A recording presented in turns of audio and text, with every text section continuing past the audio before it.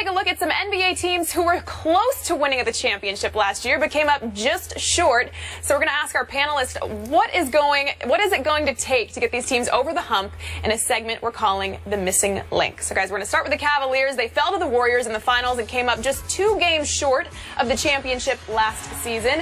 What or who is the Cavs' missing link? So for the Cavs, I'm going to go with a consistent shooter to help with some scoring balance and also spacing around LeBron James. There was a lot on his shoulders in the finals. And when Kyrie Irving went down, you lost your most consistent three-point shooter. And then you've got J.R. Smith, who at best is streaky. You don't have proven shooters in Iman Shumpert or Dellavedova. And then you really see the importance now in Kevin Love and his shooting ability, getting him back to help space the floor there. Now, another way to space the floor that I thought was interesting, too, I covered the Warriors this season, and Andrew Bogut said to me, Tristan Thompson spaces the floor. Why? Because he crashes the glass so hard. So he goes so hard every single time that Bogut said the key is I can't let him be in open space because then I'll never be able to box him out. I got to keep contact, which means I got to stay close, which means I'm defending him like a three-point shooter. Bogut said he actually had to defend Tristan Thompson the same way he would defend Kevin Love as a shooter because of Thompson's offensive rebounding ability. So as long as you can help space the court and clear it out and help it for other people, I think that's what the Cavs need. This is so easy to me. I mean, listen, they need a healthy Kyrie Irving. They need a healthy Kyrie Irving. I think right now we're talking about them winning the title instead of the team who covered the Golden State Warriors. I think they would have still won. Maybe. I mean, they may have, but listen. We'll never know. What Kyrie does is he takes so much. You said they need a shooter. They need a scorer. That's Kyrie. That's what he does. He can get to the basket whenever he wants. He was never healthy throughout really the entire playoffs. And we didn't see it. They were able to get there. They were able to put some pressure, on Golden State, even without having Kevin Love. I mean, I don't even think Kevin Love, losing him, is going to matter that much. They're much better defensively without Kevin Love in the lineup. Let's face it, Tristan Thompson, I mean, not even close. Mozgov, rim protector. Mozgov, all of it. But Kyrie Irving is a key here. If he comes in, again, he takes the pressure off. He can make plays. He can let LeBron be more of a facilitator. At the end of the game, we all knew every single play, give the ball to LeBron. They couldn't even get it to him half the time until there was 7, 8 in the shot clock. And he's taking contested shots that he won't have to take when Kyrie's out in the court. So, honestly, we could talk about all the other things. Black learning for another year and getting better in coaching over here, but it's Kyrie. Yeah. I think David Blatt is hoping he's not missing as a part of this link with the Cleveland Cavaliers, but story to be told with that one. For me, it's a backup small forward because, to your point about LeBron James, you can't continue to have him play 40-plus minutes. That's just not going to fly where he's going to have enough when the playoffs roll around at the end of game situations. I like this second-round pick, Sir Dominic Pointer out of St. John's, who can provide that relief. He can defend a little bit. Oh, well, he has the best name in the draft, Sir Dominic Pointer. Not King, but Sir Dominic Pointer. I like that name. I just think having that relief at the backup small forward situation because Kyrie Irving is going to be healthy. I love Tristan Thompson. They're going to resign him. Timothy Mozgov was better than I thought he was going to be. I thought he was going to be good coming from Denver. I didn't foresee what he was able to do, and I think he's going to work on his offensive game to alleviate a lot of stress on the Cleveland Cavaliers.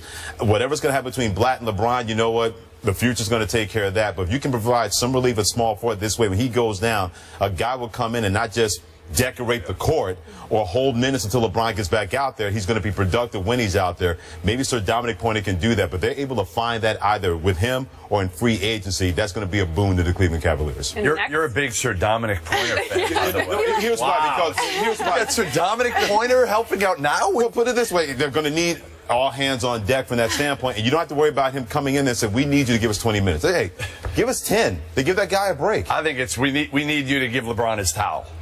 Whatever he has to do, whatever that has to happen, and as long as we can get the name Sir Dominic Pointer for the NBA game, it's good for the Cavs. John, it's good for the country. All right, next up, the Bulls. They fell to the Cavs in the 3rd round. It took them to 6 games, though. What or who is the Bulls' missing link? I think for the Bulls, it's rejuvenation. It was a lot last season with all the Thibodeau and ownership and executive drama. And then also, you've got offense from your post players, which could use some new juice. Pau Gasol is talented, but he's up there in age. He's 35, probably playing too many minutes. Joakim Noah had a down year for himself last year offensively. And then also Derrick Rose. you hate to see him get hurt. You don't want to have that happen. You root for this guy so much, but his constant injuries are deflating. They suck the wind right out of him, out of his teammates, out of the city, out of the fan base, and it's hard, you know? So where do you get that rejuvenation from? I think you invest in Jimmy Butler. Get him back. Pay that man. He bet on himself, and he earned it. Yeah. And also, you've got a new head coach, which often means a fresh start. Yeah, I know Fred Hoiberg well, and I think he's going to be able to get this team healthy, both from a physical standpoint, because he's not going to ride him the way Tibbs did. And listen, Joakim Noah was hurt all year. They should have shut him down 2 weeks before the All-Star break. They could have given him a month off, and Noah could have been healthy. He looked like he was dragging out there with the knee issues. I mean, he had every issue known to man with his legs and knees. You know, everybody was hurt on that team at some point this year. Everybody. Gasol was kind of the last one standing. He got hurt in the playoffs. So I think Hoiberg is going to understand how to bring this team together. It's just a fresh approach that these players are going to love. So Hoiberg's a guy that he could talk to him. You know, Tibbs was not a touchy-feely guy. He just wasn't. Great coach. But Hoiberg will be able to communicate with the guys. And I think this team had factions in the locker room. And it's interesting because I know all these guys, and they're really good. Derrick Rose is a great guy, but has no interest in being a leader. Zero. Jimmy Butler isn't there yet. He can't be a leader yet. And Noah's vocal, but they just have to come together, and I think Fred Hoiberg can really orchestrate that. I love what both of you guys said. I'm going to look at it from a basketball standpoint. They need a quality back of a point guard. Kirk Heinrich is 34 years of age. I like Aaron Brooks, but he's 30 years of age. He's like a spot guy more than anything else. If you can find that quality backup, so to alleviate a potential injury with Derrick Rose, because that's your most indispensable player. Noah's their leader, no doubt about that, but that's the guy that when he's rolling, we saw at times in the playoffs last year, he didn't look like an old Derrick Rose. He looked like the old Derrick Rose, where all of a sudden he's making these fantastic plays, he's energizing his team, but they need to find somebody quality behind him. This way he's not out there all the time worrying about his knee, playing a lot of those minutes. If they can find that guy, that's going to be a big-time measure for the Chicago Bulls to be successful. And from Chicago to L.A., the Clippers were up 3-1 against the Rockets in the second round of the playoffs and then blew it, losing in 7 games. What or who is the missing link for the Clippers? Clippers need some depth, because after you saw them beat the Spurs, the defending champs at the time, you thought, oh man, this is for real. It was a legacy-type game for Chris Paul with the bad hamstring, knocking down that off-the-backboard shot, and you said, God, they're going to give the Warriors trouble. This is it. But then they just collapsed. They ran out of steam. They burnt out against the Rockets. You didn't beat the Spurs to do this against the Rockets. And I think that you stay with the core, because Jordan, Griffin, and Paul, they are elite. So now you got to get serious about guys that can come in and produce in spurts. And you got to get serious about the middle of the bench. No, you're absolutely right. They need guys that can come off the bench that can help. There's something missing there chemistry-wise. I can't put my finger on it, but when you've got CP, you've got, Jordan protecting the rim. You've got Blake, who's gotten so much better.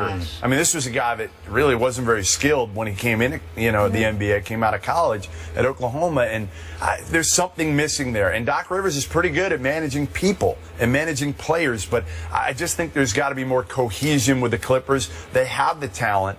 They don't have the bench, but sometimes you get away without, having a great bench when you've got a great starting unit. But I can't put my finger on it completely. I just think there's something missing. Is it like a lack of leadership, or?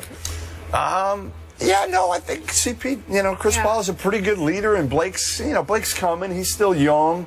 He's trying to figure it out. DeAndre's DeAndre. I think, again, maybe they need another guy, too, another wing that can really take some of the pressure off those guys. Yeah. I think scoring depth in the front line, I think that's where that has to come from, because when their big guys come in, whether it's Glenn Big Baby Davis, he tries hard, but at a certain point, those days him coming off the bench getting 10, 12 points a game like he did in Boston, those days are over as far as I'm concerned with the Clippers. Long, long gone. Blake Griffin was so good. He was like a human triple-double at times in the playoffs. Whatever they needed him to do, right? Just unbelievable how each and every year he's done something different. When you say, my goodness, I didn't think he had that in him. My goodness, I didn't think he was able to do something like that. They need somebody else where they bring that guy. They need a Jamal Crawford on the front line. When Jamal Crawford comes in the game, Doc Rivers says, don't worry about anything. Just put the ball in the hole. I'd love to be that guy. Oh, absolutely. Green light, go. If you tell me that the ball can go up and I don't have to worry about any consequences or repercussions, that ball is going up on the bench as far as I'm concerned. They need that kind of guy on the front line to really alleviate what Blake Griffin continues to be able to do will only expand his game. You know what else they need? DeAndre Jordan to go learn from Rick Barry how to shoot free throws. Yeah. Go shoot them underhand. Brent Barry, John Barry, any Barry. Find that Barry Manilow. I don't care. We got a Barry here. Find any Barry. Yeah, find any Barry that can make that work, that can make free throws.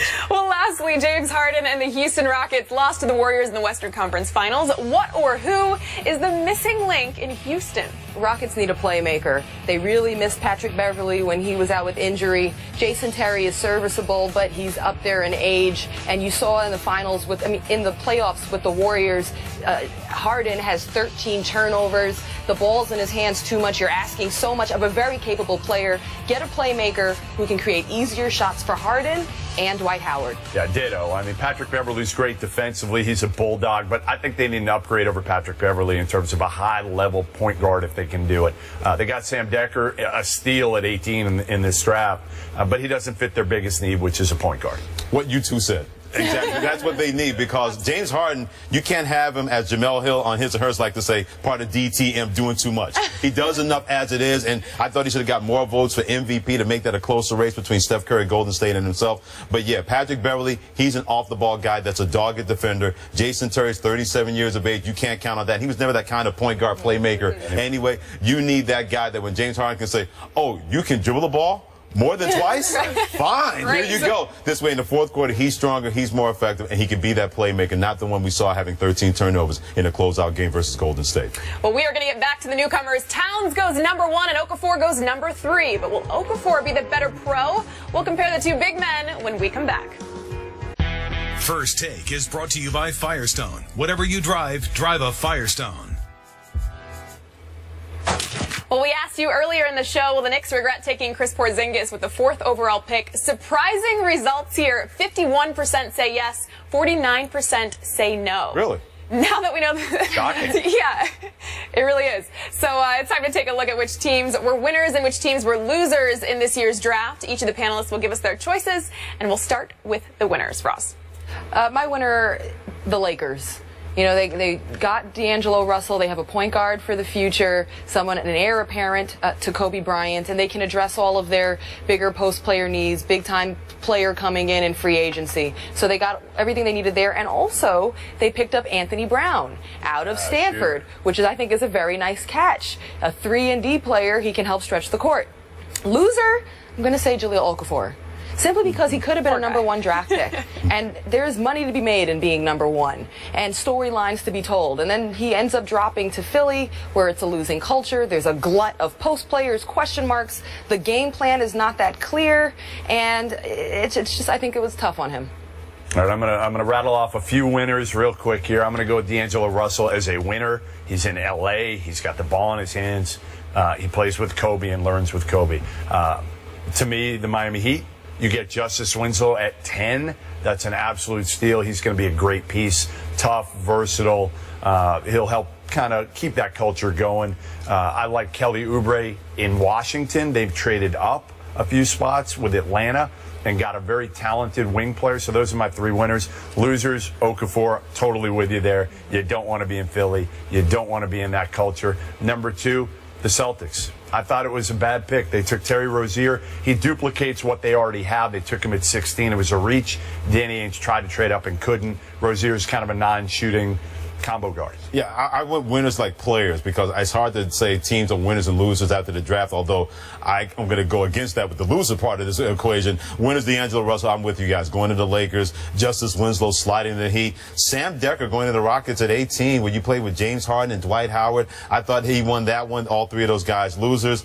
Knicks and Porzingis together. If I'm wrong, I'll say I'm wrong, but I don't think I'm going to be wrong. I don't think I'm going to be wrong on this one. So if keep the tape. Right. If it comes back to haunt me, fine. I'm a Knicks fan. I wanted to, but I don't think that's going to haunt me. I think the Knicks, and to your point, the Celtics, you have enough guards, and then you drafted 2 of them when you needed somebody else that can score on the front line on the perimeter. I thought that was a strange drafting. I like R.J. Hunter. I like R.J. Hunter because he could shoot it, and the Celtics need that, but they don't. And I like Terry Rozier as a player. I don't like him in Boston. Right, as a point guard. Well, guys, thanks so much for a great show. Jeff, you got in at 4 in the morning last night. Thanks for being here with us. I'm ready to go. I got a show tonight. My wife bought tickets for a show. I'm ready to go. What show? I don't even know. No idea. He's a good sport. He's a good sport. I'm just going to snore through. First Take will return July 9th. We will see you then. everyone. Great job, Melanie. Thank you. Absolutely. Great job, Roz. It's been awesome with you guys this week. Yeah, Freddie was okay. Right.